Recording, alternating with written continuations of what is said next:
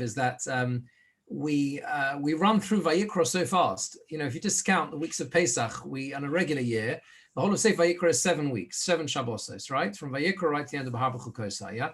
So and that's just the structure of the calendar. And what that means is we sometimes have to take a step back and just think and reflect for a moment on the structure of the Sefer, because it is actually the most difficult of all the Sfarim in the Torah to understand and to understand how the Sefer itself is structured.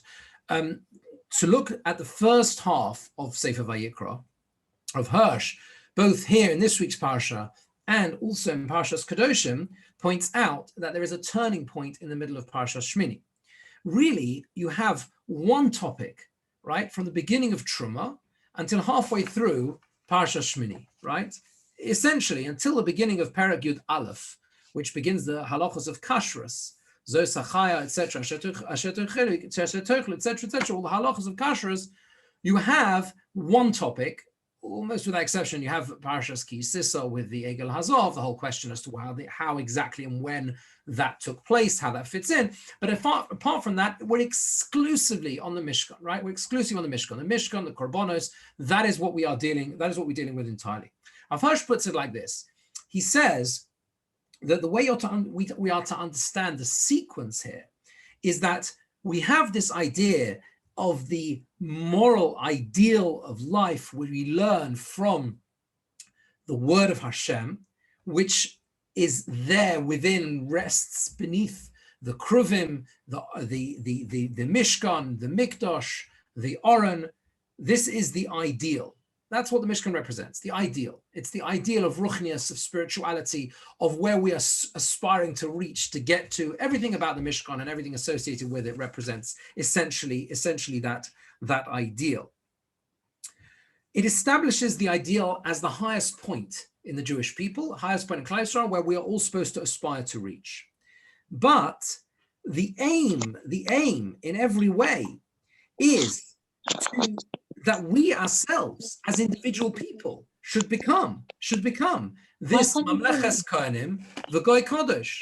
The idea to be a Mamleches Kohanim v'Goy Kodesh means that we become ourselves, individually, personally, this holy nation, this kingdom of Kohanim, and in that way, you can't leave an ideal as a symbol in the Mishkan itself, but it has to become a reality in every phase of life, and even in the most private and intimate aspects of life, of every single individual member of Klal Yisrael.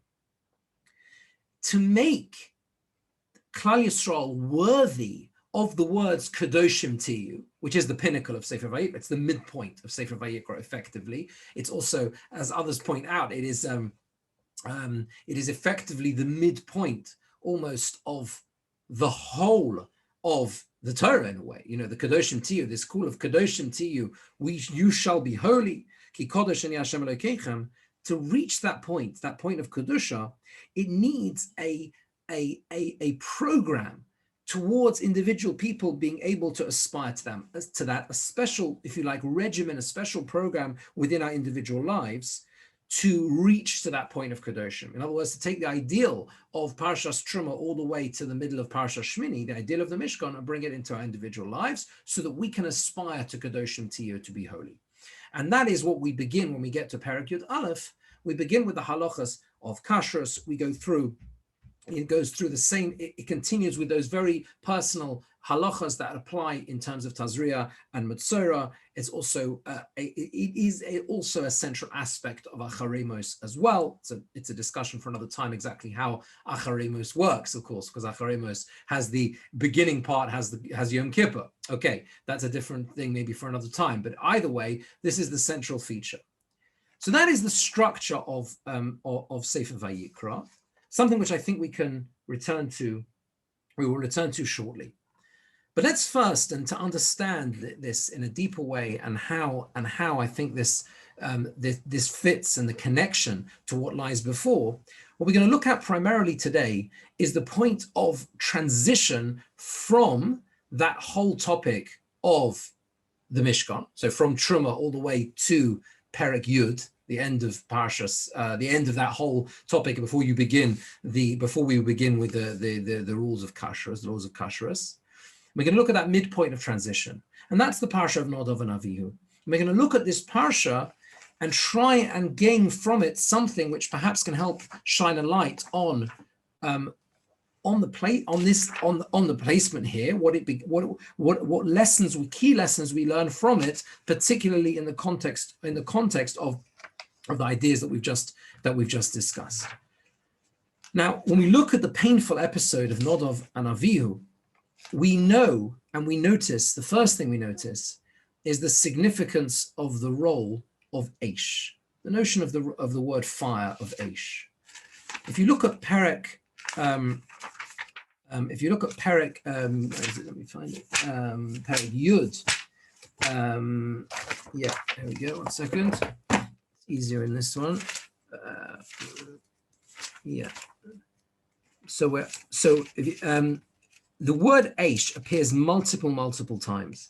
Perek Yud Posuk Chof Daled, sorry, Perek Tes Posuk Chof Daled, the moment of the acceptance, the moment of when the tefillas are accepted, when Moshe and Aaron enter into the Kodesh HaKadoshim, Vateitze Eish milifnei Hashem, and fire went out from in front of Hashem, Atoichal al HaMizbeach, and consumed on the Mizbeach es ha'olah v'es ha'chalovim, the olah and the fats, v'yar kol ha'om v'yoronu v'yiplo pneihem, and they fall on their faces. The first instance of Eish. And then immediately, so they take their pans, and they place fire in them, and they this strange fire. Next pasuk, Eish comes out from front of Hashem, so you see that everything here is determined by this word Eish. It goes the whole way through. The word for fire. Even as we break up the parshas in the Torah, so Shlishi, and you see this in a very, often you find this with the way we actually lay in the parshas, the way we break up Rishon, Sheni, Shlishi, and Rabbi, you notice that really you would expect Shlishi to be the next pasuk, so that Nadav and Avihu is a new subject. Now, of course, the basic reason, the simple reason we don't do that, we never begin with something negative, and therefore the final pasuk of the previous piece, Vateitze Eish milifnei Hashem, becomes the first pasuk in Shlishi. Otherwise, you'd be beginning on a bad, negative topic, right? But at the end of the day, when we lay in it, you see that juxtaposition of the Eish milifnei Hashem with Vayichu v'nei Ar Nadav and Avihu, that they take fire, they take Eish. Rabbeinu Bachai, in fact, points out on this Vateitze Eish, the fire that descends from Shemayim and consumes the korbanos before Nadav and Avihu bring the fire incorrectly. He points out as follows. He says that this fire was the fire that stood in place. The same fire remained until Shlomo HaMelech built the Beis HaMikdash, right? It's the same fire until the generation of Shlomo HaMelech. And that fire remained until the Beis HaMikdash itself was destroyed. And he says there are 12 instances in the Torah of fire descending from Shemayim. It's a very, very interesting piece. And he goes through all of them. There are 12 times in Tanakh where you find a fire descended from Shemayim. 6 of them, he says, was as an expression of Rachmanos, of mercy, of acceptance, such as here, when the fire descends and accepts the korbanos, right? And then 6 of them are, unfortunately, for the opposite case, they are a way of vengeance. And he goes through all of the 12, which we don't need to go through. There's a number of them. There's Gidon. There's an episode of Gidon, the Gediism. There is a mention of, there is a fire in the context of, I think, of Eo. If you go through all of the different examples, here what you have, though, is that clear juxtaposition between the two. So you have the one, Ha'esh Hazos, which is descending min hashamayim lefnei Hashem atoichal al mizbeach, and then you have the one afterwards, which is the first instance, I think, of the negative fire, so to speak, which descends in order to consume to punish the Nadav and Avihu. So that proximity of these two of the 12, perhaps we need an approach towards understanding the significance of Eish through going through the reason for what happened to Nadav and Avihu, the Mises Nadav and Avihu. And we know that the Mefarshim really struggle with understanding this. The Midrashim give multiple different reasons as to why and what Nadav and Avihu did wrong. All you have to do is look through the different Midrashim, and you come up with many different things in the Midrashim. What did they do? What did they do wrong? Was it to do with the attitude they had? Was it to do with the way they brought the fire, the fact that they didn't take permission? Let's look at this through Rashi. Rashi says like this. Rashi says, this is Rashi on Pasuk Beis. Why did they die? They only died because they paskened the halacha in front of Moshe Rabbeinu.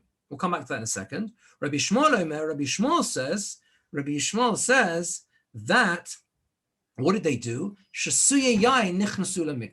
They entered the Beis Hamikdash whilst drunk. Teida, and you should know, says Rashi, this is the case. We can prove it. After their death, those who were left were warned not to enter the Beis Hamikdash whilst drunk. Rashi brings the beginning of a mashal in the Medrash.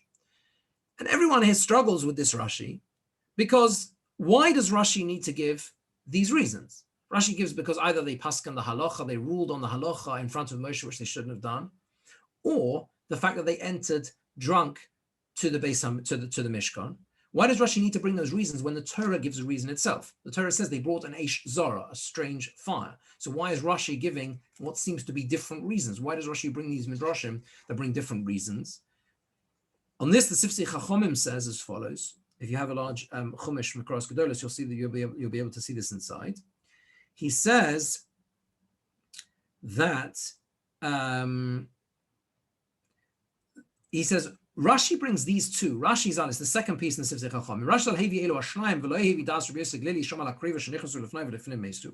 He doesn't bring the opinion of Rabbi Yossi Aglili, who says that they came close, that it was because they entered in the Kodesh HaKadoshim, which they shouldn't have done. He does Divrei Rabbi Kiva. He doesn't bring the words Rabbi Kiva. Shom ala krova shekriva eish zara meisu. It says that they died because of bringing this strange fire. The Keteris, which wasn't asked for. The Divrei Rabbi Elazar ben Azariah. He doesn't bring the words Rabbi Elazar ben Azariah. Shom mishum mipnei shneim meisu. They died on the count of both. Shebedivrei Rabbi Shmuel Rabbi Elazar nichlalu divreihem elu. Because he says in the words of Rabbi Shmuel and Rabbi Elazar that he does bring, these others are included.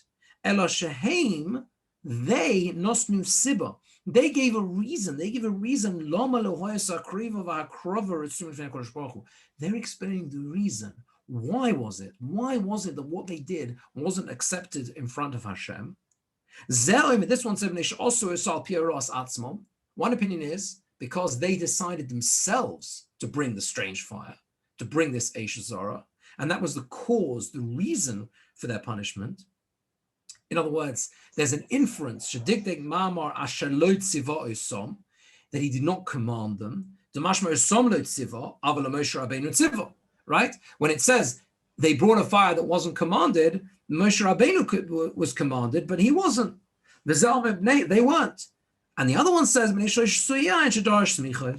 because he looks at the next piece in the Torah where the Torah says Aaron is told, do not enter the Mishkan whilst having drunk wine. And from that he infers it must be that is also the reason why they, why that must have been, that juxtaposition tells you that's why they were punished.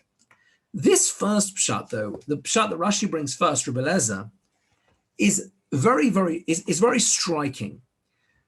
What does it mean that they were mura halacha b'fnei Rabbon? What does that mean? What does it mean that they paskan, they ruled on the halacha in front of Moshe Rabbeinu? And why was that so significant?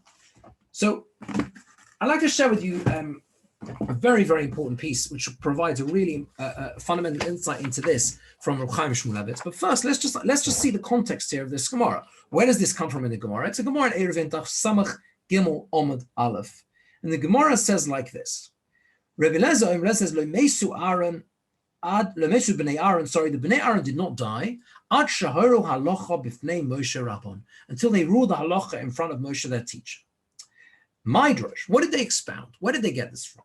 What did they do? Where did they make their own idea from? It says, V'nos b'nei Aaron hakohen eish al hamizbeach. It says in Vayikra, the beginning, Perek Aleph, the Bnei Aaron hakohen shall put fire on the mizbeach. Omru they said,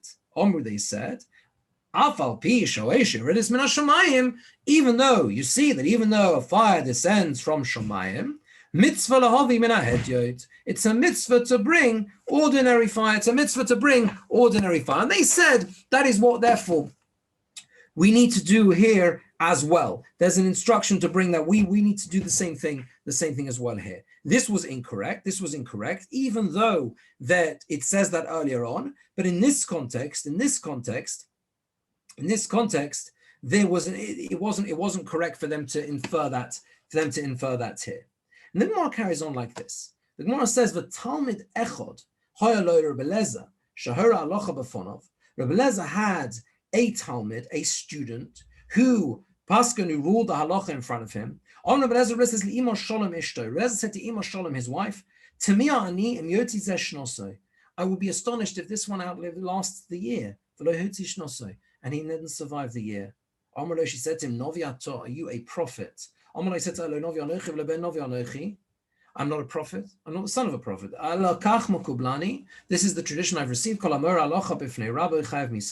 Anyone who rules in the halacha in front of his rebbe is liable to the misa, is liable to the death penalty. And Chaim Shmulevitz asks on this, why is this so severe? Why is this such a strict thing? What is so bad about this idea of Mora halacha b'fnei rabbi, the one who rules in the halacha in front of his rebbe, they should be punished in such a severe way? And the story, that is enough of the question. But the story that the Gemara brings, following this description of what the ruling that they made, the fact that they pasken the halacha in front of Moshe Rabbeinu, they ruled that the fire should be brought in this instance. He says that the implication of the story is that it wasn't appropriate even for him to forgive his student, right? Rebbe Lezer knew that this student, right, had ruled on the halacha, and he knew what punishment he was going to get, but he didn't forgive him, which is astonishing. What is going on here? And in fact, he brings a Gemara in Shabbos. The Gemara in Shabbos says, it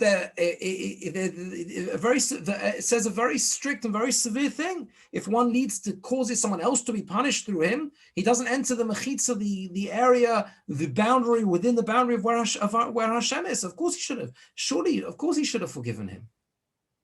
So Reb Chaim Shmulevitz says, you see from here, you have to say the following thing, that the severity of ruling in the halacha in front of one's teacher in Torah it's nothing to do with the honor due to that individual. That's not the reason. It's not because they deserve a particular honor. If it was to do with honor, then you could then discuss the idea and the possibility of forgiving them.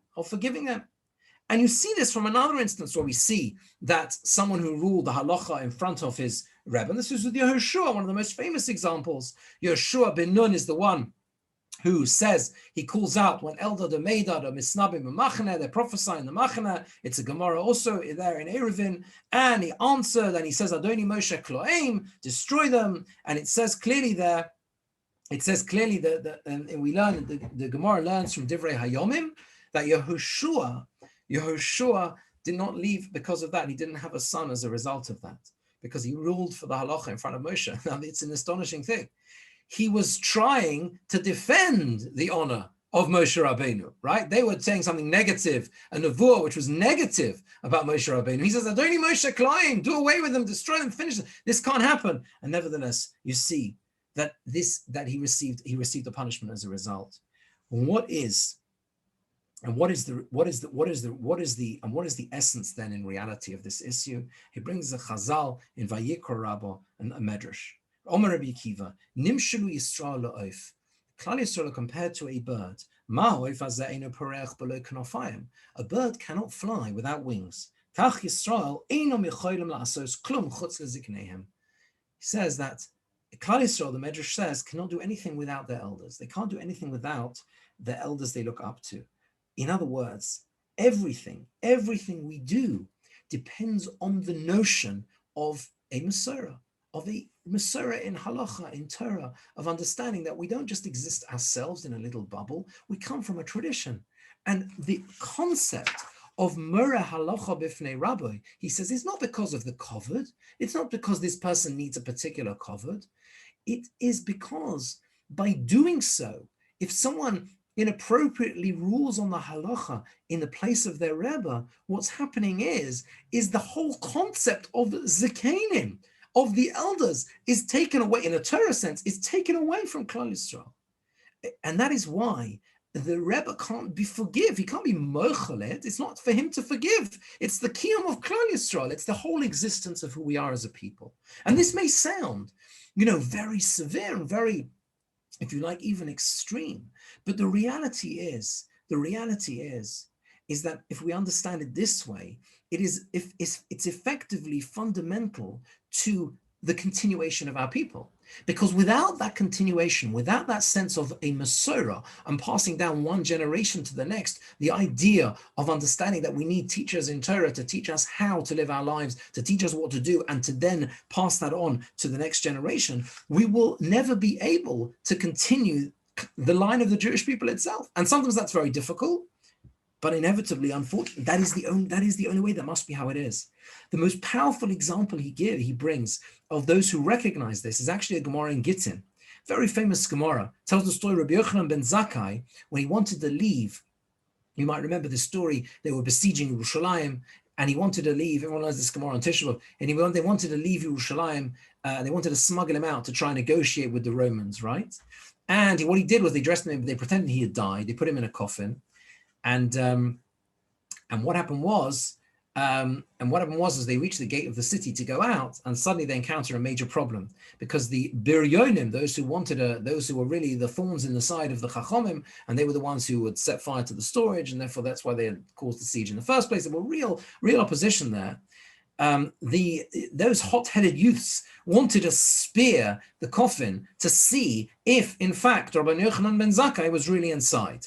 Abba Sikra, the head of these youths, the Biryonim, he says, we can't do that, because they'll say Rabban Dokru. They'll say they pierced, the Romans will see, and they'll say they pierced their Rebbe with spears. And then they wanted to just push it to see if it's really inside. And he said, we can't do that. Rabban Dokru, they'll say. They'll say that they shake and treat inappropriately their Rebbe, right?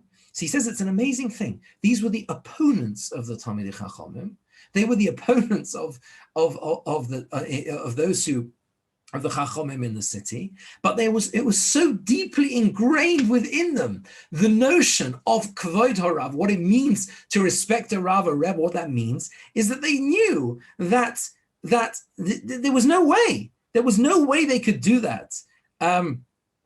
So even though they were terribly worried about anyone going out to try and make peace, but they knew there was no way they could overstep that boundary. So you see how strict the idea was, and how deeply ingrained it is within the Jewish people.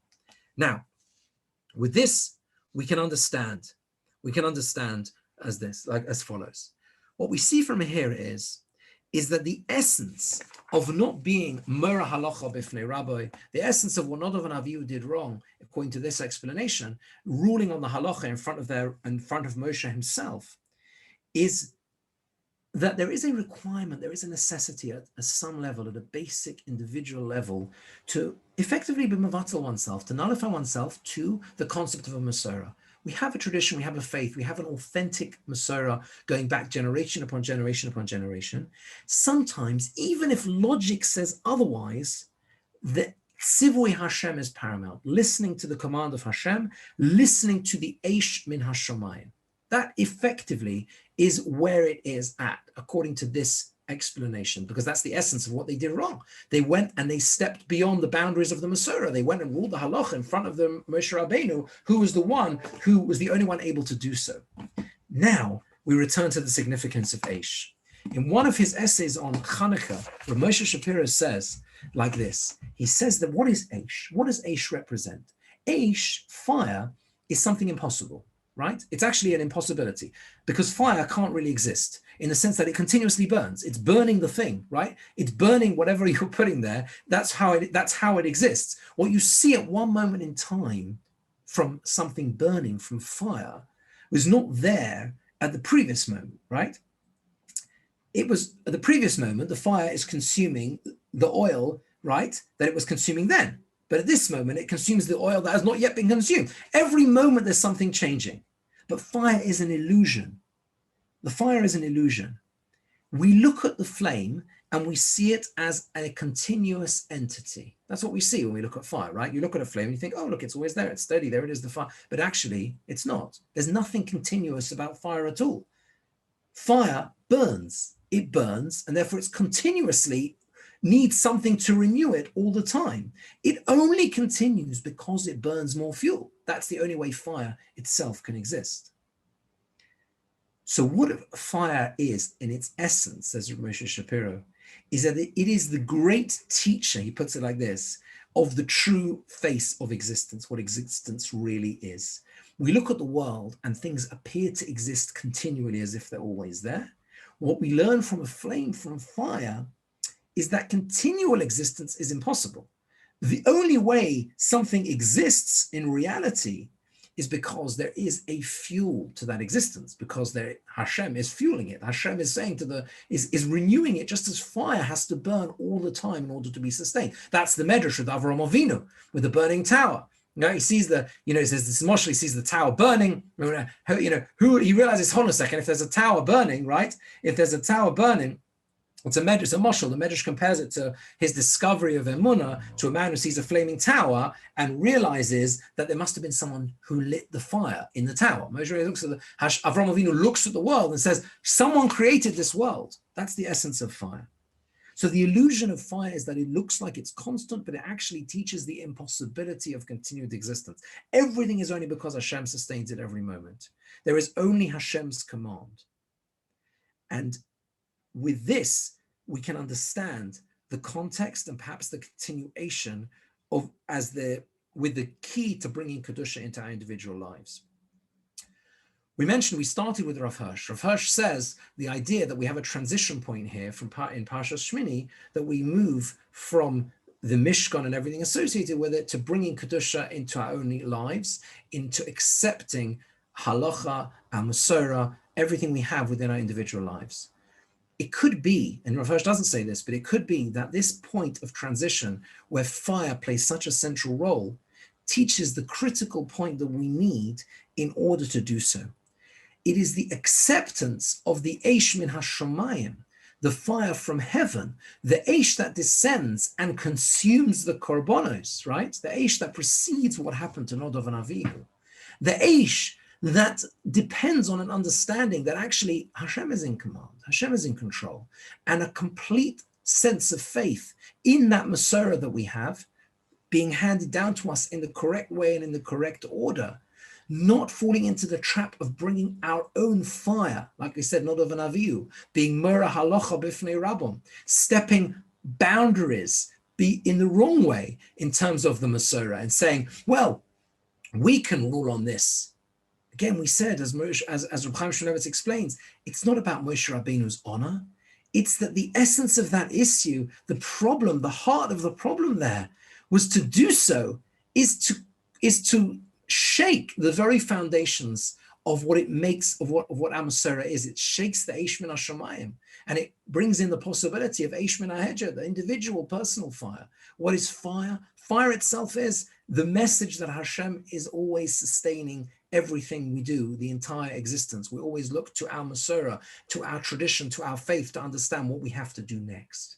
From there, from understanding that, we can move on to the rest of Parsha Shemini. We can move on to understanding the intricacies and the details of the law of kashrus, of Yeridea, of everything else, of as the laws of personal kedusha that come into Tazria Masorah. Everything flows from that, because when we've developed that sensitivity, that sense of, if you like, even if we don't understand it all, even if there are parts that we find so difficult to comprehend in a logical way, but the message is that's the Masorah, that's our Masorah, that's the Eish min hashamayim. When we can accept that, we can bring that personal kedusha into our lives, and we can build up from there eventually to the level of Kedoshim Tiyu, which we get to when we understand that message to each individual member of Klal Yisrael, that we ourselves can bring that level of kedusha into our own lives.